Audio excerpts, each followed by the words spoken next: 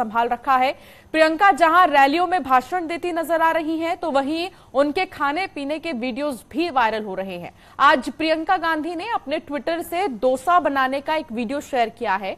साथ ही लिखा है, आज सुबह दिग्गज माइलरी होटल के मालिकों के साथ डोसा बनाने का आनंद लिया। ईमानदारी, कड़ी मेहनत और उद्यम का एक चमकदार उदाहरण। आपके उदार अतिथि और तमाम लोगों के लिए धन्यवाद।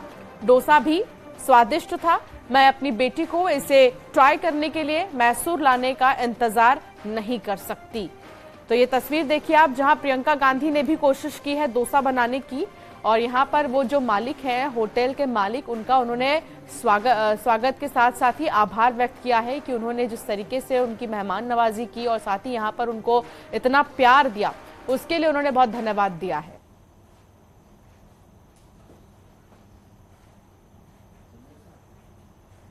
अतीक अहमद ने उमेश पाल की हत्या क्यों कराई, इसको लेकर बड़ी जानकारी सामने आई है। दरअसल उमेश पाल अपहरण मामले को लेकर अतीक अहमद ने 2012 में यूपी के गृह सचिव को पत्र लिखा था।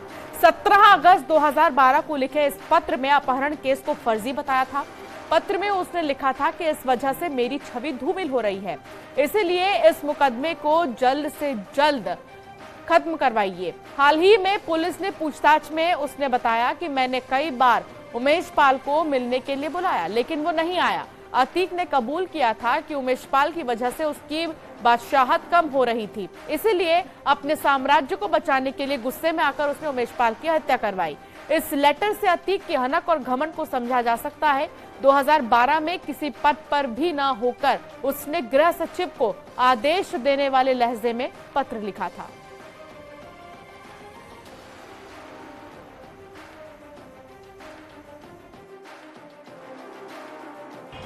माफिया डॉन अतीक अहमद ने 2012 में उत्तर प्रदेश के तत्कालीन गृह सचिव को यह पत्र लिखा था। इस पत्र में जिक्र था कि उमेश पाल अपहरण कांड फर्जी है।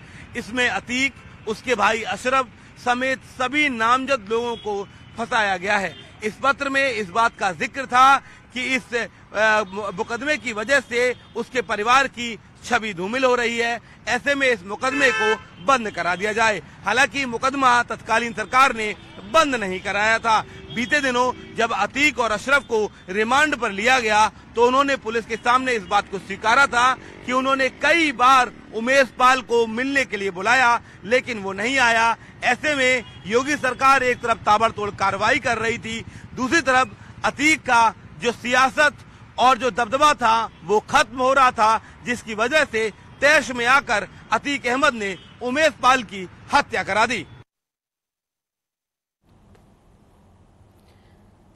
बागपत पहुंची साध्वी प्राची ने अतीक अहमद पर गंभीर आरोप लगाए हैं। उन्होंने आरोप लगाया कि अतीक का परिवार आतंकवादी गतिविधियों में शामिल था।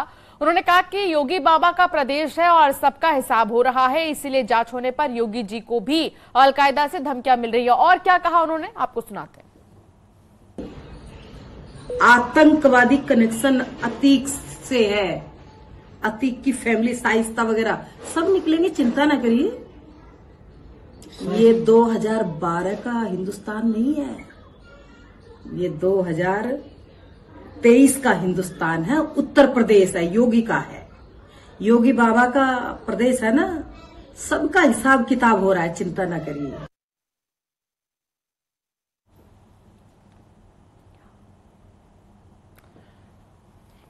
तो उन्होंने कहा कि आतंकी अतीक को सजा जो मिली है वो सही मिली है, और ऐसे में इसके साथ ही उन्होंने कहा कि तमाम जो गतिविधियां हैं, आतंकी गतिविधियों में शामिल था अतीक अहमद, अब सबका हिसाब हो रहा है। मुख्यमंत्री योगी आदित्यनाथ के कार्य की तारीफ करते हुए भी उन्होंने कहा कि जो भी मुख्यमंत्री योगी आदित्यनाथ फैसले ले रहे हैं वो सही है।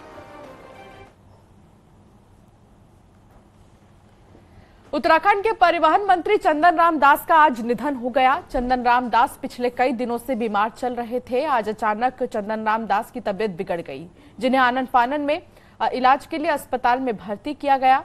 नाजुक हालत के बाद चंदन राम दास को आईसीयू में भर्ती किया गया, जिनका इलाज के दौरान ही निधन हो गया। मंत्री चंदन राम दास के निधन पर सीएम धामी ने शोक जताया है और राज्य में 3 दिन का राजकीय शोक भी घोषित किया है। चंदन राम दास का जो राजनीतिक करियर है वो 1980 में शुरू हुआ था और 97 में नगर पालिका बागेश्वर के निर्दलीय अध्यक्ष भी बने। इससे पहले एमबी डिग्री कॉलेज हल्द्वानी में बीए प्रथम वर्ष में निर्विरोध संयुक्त सचिव भी बने। ये उनका राजनीतिक सफर रहा है, लेकिन अब वो नहीं रहे। लंबी बीमारी के बाद उनका निधन हो गया। 1980 में राजनीति जीवन की उन्होंने शुरुआत भी की थी। इसके अलावा 2006 में भी पूर्व मुख्यमंत्री भगत सिंह कोश्यारी की प्रेरणा पर भाजपा में शामिल हुए थे।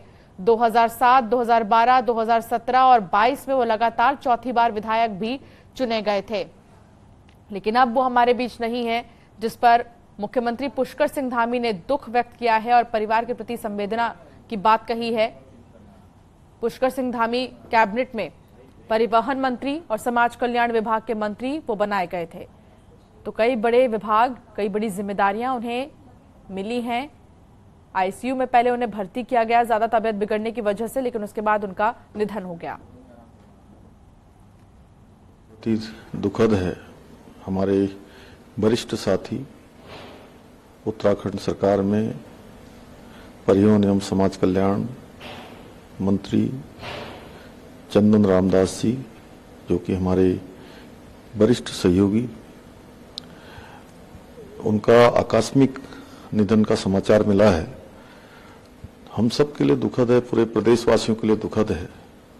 चंदन रामदास जी हमेशा उन्होंने गरीबों के लिए, समाज में पिछड़ों के लिए, शोषितों के लिए, आम आदमी के लिए, मजदूरों के लिए लगातार संपूर्ण जीवन भर संघर्ष किया। वो एक संघर्षशील नेता थे और हमेशा उन्होंने समाज के अंतिम छोर में खड़े हुए व्यक्ति की आवाज को लगातार उठाने का काम किया, उनको समाधान की ओर ले जाने का काम किया। सरल थे। और यहां रुकना होगा एक ब्रेक के लिए, आप बने रहिए।